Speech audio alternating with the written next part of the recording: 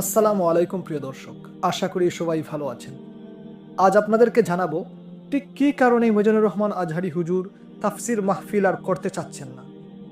আপনারা সবাই জানেন যে দীর্ঘদিন পর দেশে ফিরেছেন সবার প্রিয় মুফাসসির মিজানুর রহমান আজহারী।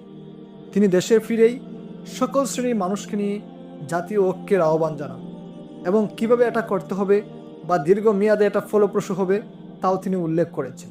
প্রিয় ভিউয়ার্স, কিন্তু আজহারী হুজুর দেশে ফেরার পর ঘটল এক আবেগী বিপত্তি। আপনারা সবাই জানেন যে তিনি দেশে ফিরে প্রথম মাহফিল করেন চট্টগ্রামের পেকুয়ায়। ওনার সেই মাহফিলে লক্ষ লক্ষ মানুষের সমাগম হয়েছিল। লাখ লাখ মানুষ ওনাকে দীর্ঘদিন পর দেখার জন্য স্রোতের মতো ছুটে এসেছিল, যার ফলে ঘটে কিছু অনাকাঙ্ক্ষিত ঘটনা।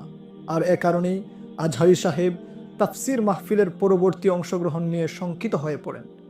আজহারী সাহেব ওনার ফেসবুক পেজে বলেন, সুপ্রিয় বন্ধুরা, গতরাতে কক্সবাজারে পেকুয়ার প্রোগ্রামে লক্ষ জনতার ভিড় ঠেলে স্টেজে উঠতে প্রায় ঘণ্টাখানেক সময় লেগেছিল।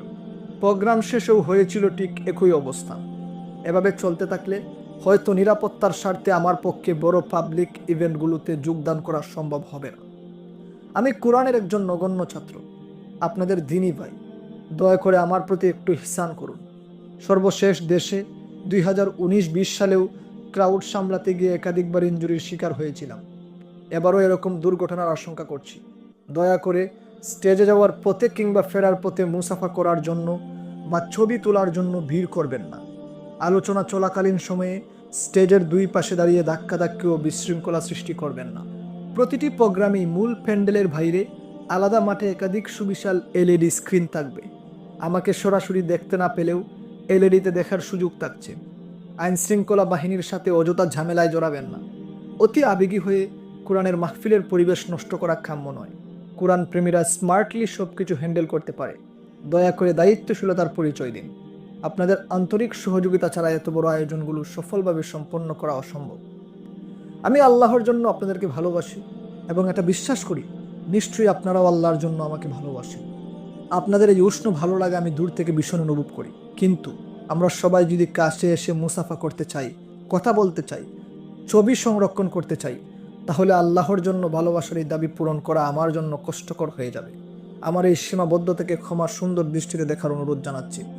আগামী প্রোগ্রামগুলোতে আমরা অনেক বেশি সচেতন ও সুশৃঙ্খল থাকবো, এই প্রত্যাশা রইল। সবাই ভালো থাকুন, সুস্থ থাকুন। শীঘ্রই আপনাদের সাথে দেখা হচ্ছে আপনাদের প্রাণের বিভাগে, ইনশাআল্লাহ। প্রিয় দর্শক, এই ছিল মূল ঘটনা।